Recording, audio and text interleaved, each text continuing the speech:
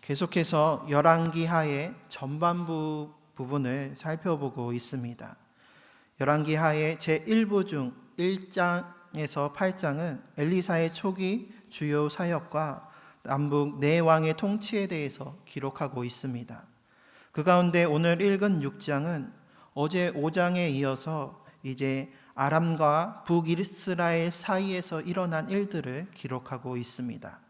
6장은 크게 5문단으로 나눠 볼 수 있습니다. 7절까지는 물에 빠진 새도끼를 떠오르게 한 엘리사의 이적을 기록하고 있으며 12절까지는 북이스라엘에 대한 아람의 공격 시도와 엘리사의 저지를 기록하고 있습니다.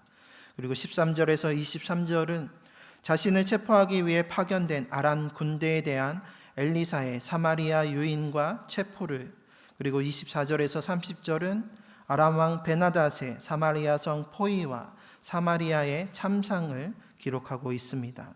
그리고 31절에서 마지막, 그리고 7장 2절까지는 여호람의 엘리사 살해를 위한 군사 파견과 엘리사의 사마리아 회복 및 불신했던 장관의 죽음을 예언하고 있습니다.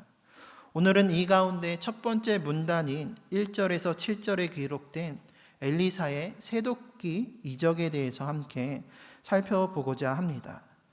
이 엘리사의 새도끼 이적에 대한 기사는 왠지 어색해 보입니다. 앞뒤의 이야기들과 이어서 봤을 때 문맥상 어색해 보입니다. 어제 읽은 5장의 아람 군대의 군대 장관이었던 나아만의 치료 이야기로부터 7장까지는 계속해서 북이스라엘과 아람과의 대립과 전쟁의 이야기가 펼쳐지고 있습니다. 그런데 그 사이에 뜬금없이 선지자 학교의 처소를 건축하다가 일어난 이적에 대한 기록이 나오고 있는 것입니다. 만약에 문맥상으로 본다라고 한다면 오늘 6장의 이 새도끼 이적의 이야기는 6장보다는 오히려 4장의 그 마지막 부분에 기록되는 것이 보다 자연스럽습니다. 4장에서 엘리사는 선지 학교에서 굶주려 있는 성지 생도들이 독성이 있는 들호박을 가지고 국을 끓였다가 그것에 밀가루를 넣어서 정화시켰던 이적과, 그리고 보리떡 20개와 채소 한 자루로 100명을 먹인 그 이적을 행하였습니다. 이렇게 놀라운 이적을 거듭 행하면서 더욱 많은 제자들이 선지학교에 모이게 되었고, 그러다 보니 지낼 곳이 좁아져서 길가를 떠나서 요단으로 가서 새로운 처소를 지은 이 새도끼 이적의 이야기가 이어지는 것이 어찌 보면 더 자연스러워 보입니다.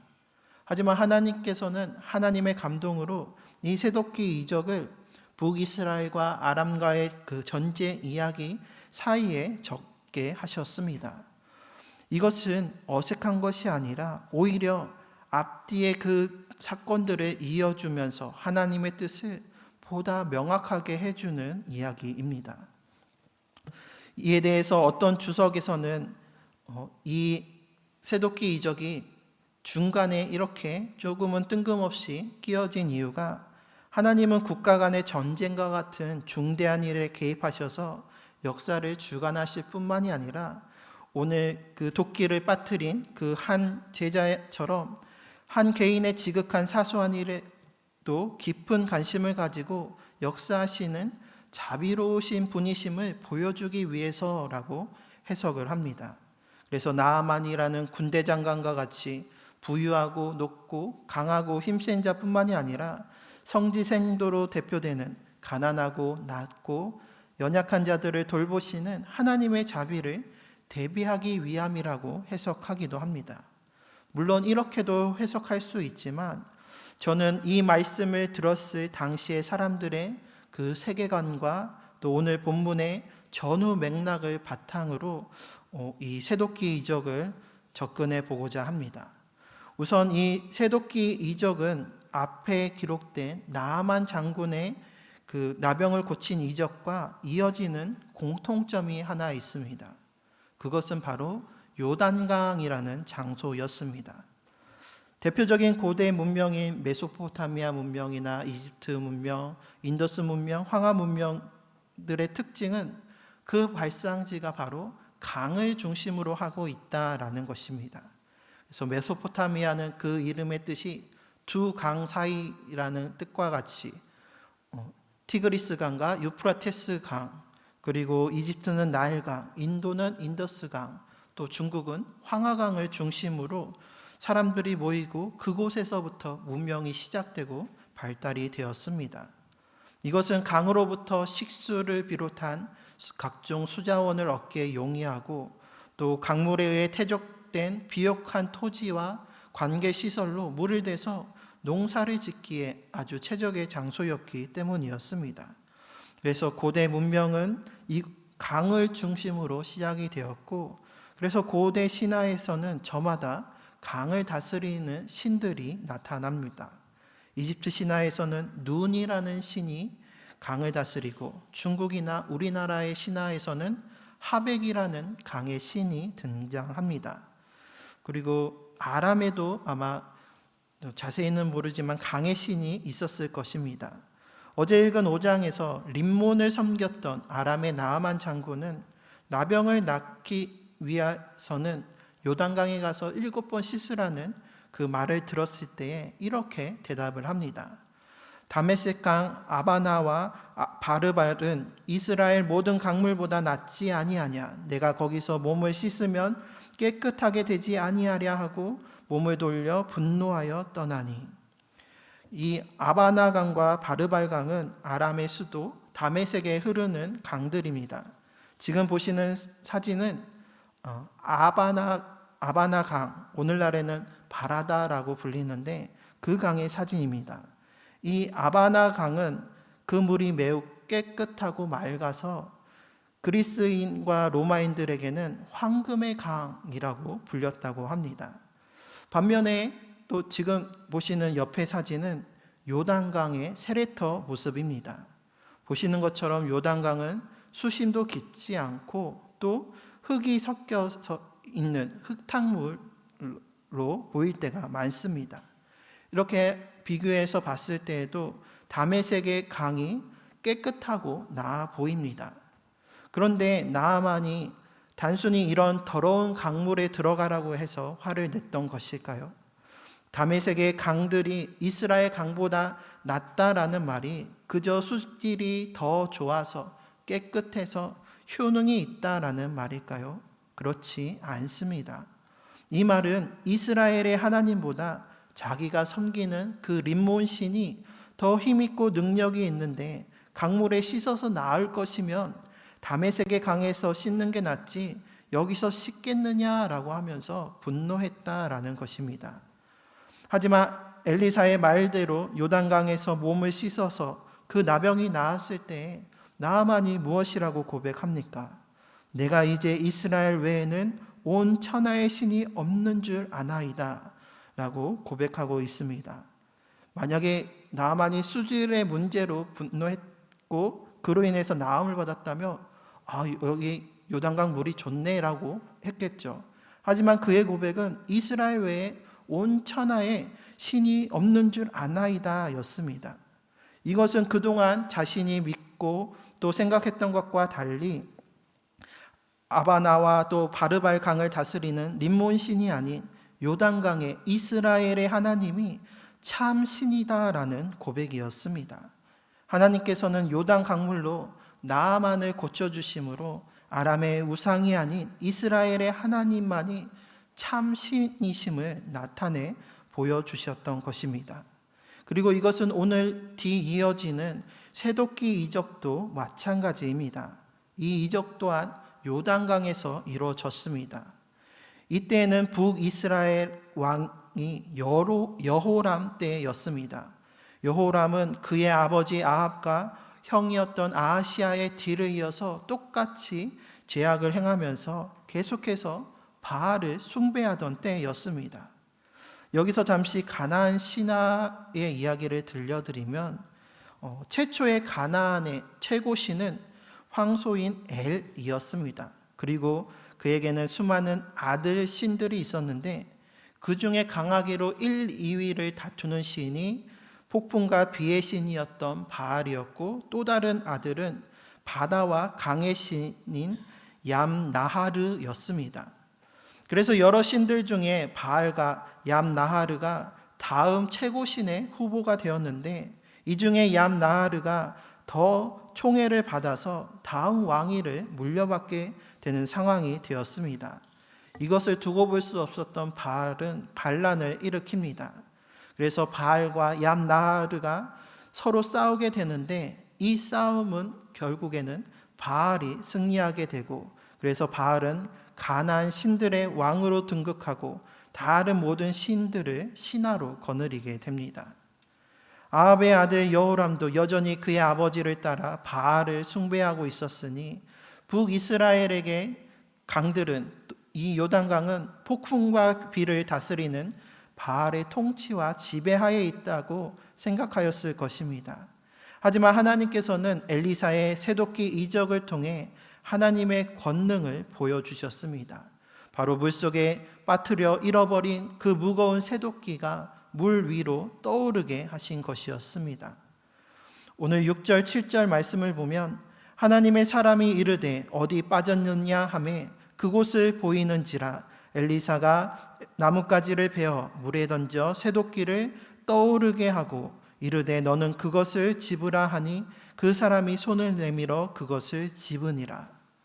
어떤 이들은 엘리사가 이 나뭇가지를 꺾어서 그 도끼의 손잡이나 날에 있는 구멍에 이렇게 껴서 건져낸 것이 아니냐라고 말할지도 모릅니다.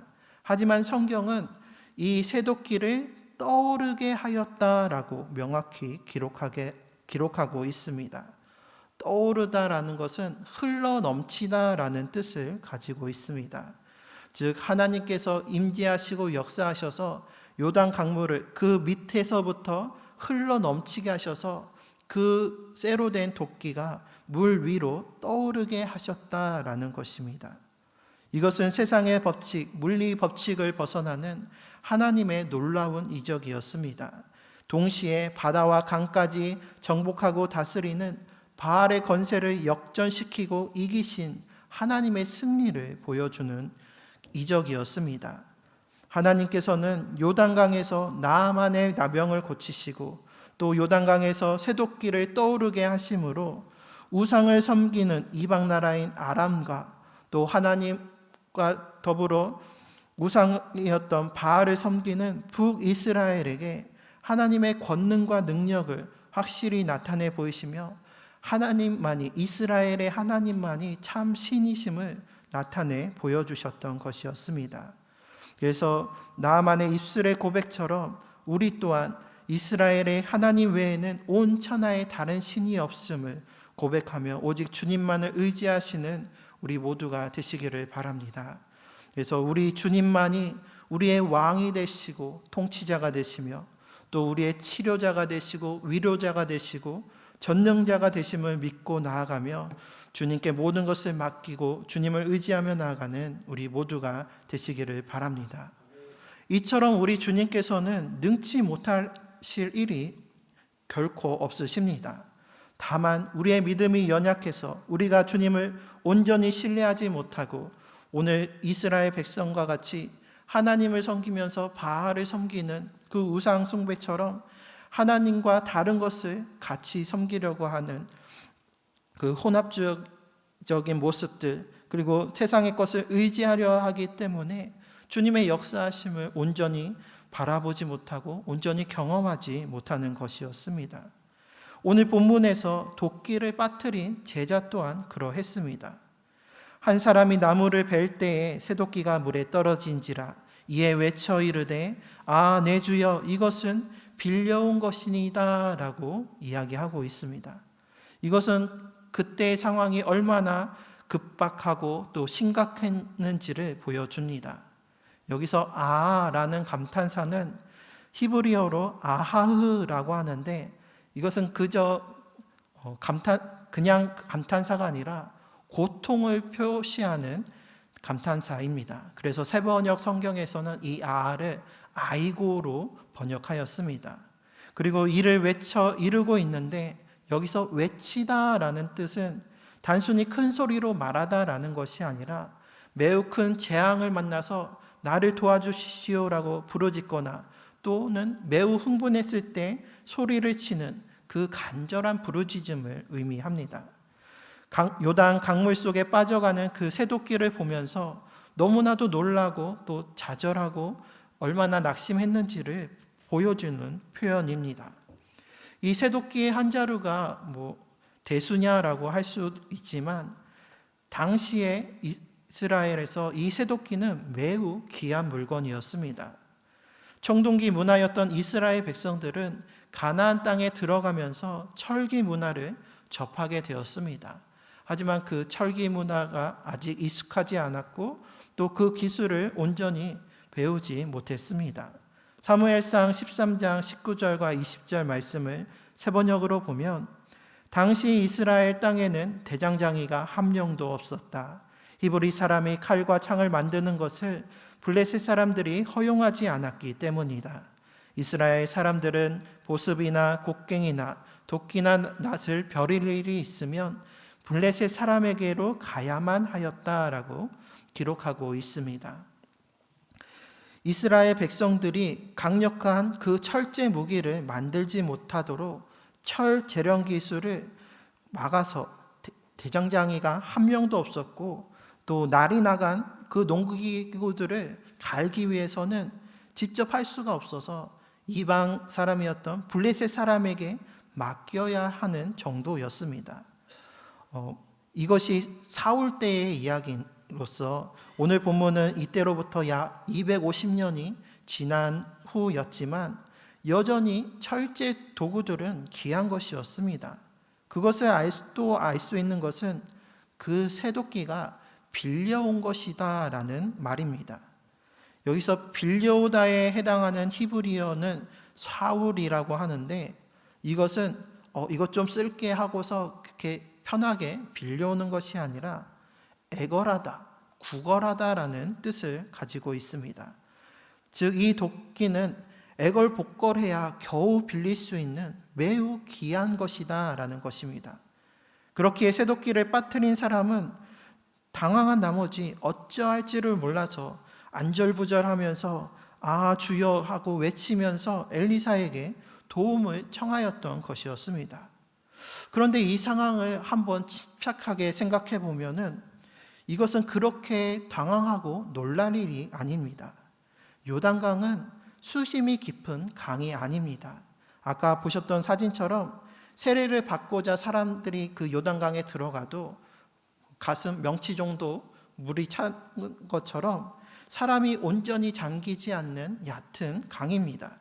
그리고 또 오늘 엘리사가 그것이 어디에 빠졌느냐라고 했을 때 그 한 사람이 그 빠진 곳을 가리켰던 것처럼 어디에 빠졌는지 그 위치도 알고 있습니다. 또 이 도끼는 쇠 도끼이기 때문에 무거워서 물살에 잘 흘러 내려가지도 않았을 것입니다. 비록 흙탕물로 인해서 조금은 고생하더라도 물속에 들어가서 주변의 바닥을 살피다 보면은 찾아낼 수 있는 그러한 일이었습니다. 그렇지만 나무를 베다가 갑작스럽게 일어난 일이라 당황하였고 또 그 잃어버린 도끼, 새도끼가 귀하고 비싼 것이고 또 내 것이 아니라 남에게 빌린 것이었다 보니 이것을 어떻게 해야 하지? 이것을 보상하려면 얼마나 들까? 이것을 어떻게 또 이야기를 해야 할까? 그러한 근심과 걱정에 휩싸여서 그 바닥을 뒤져서 찾아보자라는 생각에 전혀 미치지 못했던 것이었습니다. 그런데 이때 엘리사는 방금 말씀드린 것처럼 물에 들어가서 찾는 것이 아니라 이적을 행해서 새도끼를 건져내었습니다. 당황하고 또 근심 걱정에 어찌할 바를 모르는 그 제자에게 하나님의 일하심을 나타내 보여준 것이었습니다. 이것은 뒤이어지는 이야기에도 또다시 반복이 됩니다. 이 일 후에 아람 왕이 매번 자신들이 진영을 치고 침략을 하려고 할 때면 북이스라엘이 어떻게 아는지 그때그때마다 대비를 하고 피하는 것을 보면서 우리 중에 첩자가 있는 것은 아닌가 의심하기에 이릅니다. 하지만 그것이 엘리사 때문이었다라는 것을 알면서 엘리사를 잡기 위해 말과 기마와 병거들을 무장한 군대를 가지고 엘리사가 있었던 도단 성읍을 포위하였습니다. 이때 엘리사의 사환이 이렇게 말합니다. 오늘 6장 15절에 이르기를 하나님의 사람의 사환이 일찍이 일어나서 나가보니 군사와 말과 병거가 성읍을 에워쌌는지라. 그의 사환이 엘리사에게 말하되 내 주여 우리가 어찌하리이까 하니. 내 주여, 이 표현은 앞서 새도끼를 빠뜨리고서 근심하고 걱정하던 그 제자의 외침과 토시 하나 틀리지 않고 히브리어 원문으로도 똑같은 표현으로 기록이 되어 있습니다. 이때에 엘리사는 하나님께 기도하면서 사환의 눈을 뜨게 하여 주십시오라고 기도하며 간구를 합니다. 그러자 사환의 눈이 열렸고 그때 아람의 군대보다 더 많은 불말과 불병거가 엘리사를 둘러싸고 있는 그 광경을 보게 됩니다.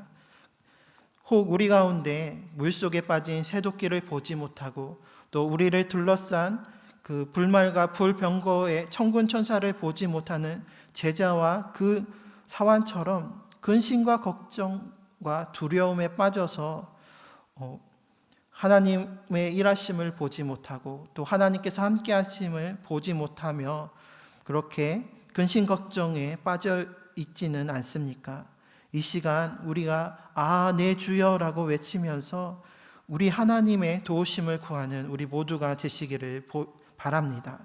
우리의 눈에 앞길이 보이지 않고 지금 당장 어떻게 무엇을 해야 할지 몰라 당황하고 방황할 때에 나의 주님을 찾으시길 바랍니다. 그때 물속에 감추어서 보이지 않았던 그 새도끼가 물 위로 떠오르고 또 보지 못했던 우리를 둘러싼 그 불말과 불병거 하나님의 천군 천사들을 발견할 수가 있습니다. 오늘도 우리는 세상으로 영적 전쟁터로 나아가게 됩니다. 그때에 이러한 놀라운 하나님의 이적이 하나님께서의 역사하심이 우리에게 임하기를 소망합니다. 오늘도 우리와 함께 하시며 우리를 위해 놀라운 일을 예비하시고 이루시는 주님의 역사하심을 바라면서 근심하거나 염려하지 말고 기쁨과 감사함으로 나아가고 두려워함이 아니라 담대함으로 오늘도 하나님의 천군 천사가 나를 호위하고 계시고 또 내 눈앞에 보이지 않는 그 삶의 문제와 어려움들을 해결해 주시는 주님의 그 은혜와 사랑을 의지하면서 오늘 하루를 시작하고 주님으로 말미암아 승리의 삶을 살아가는 우리 모두가 되시기를 주님의 이름으로 축원합니다.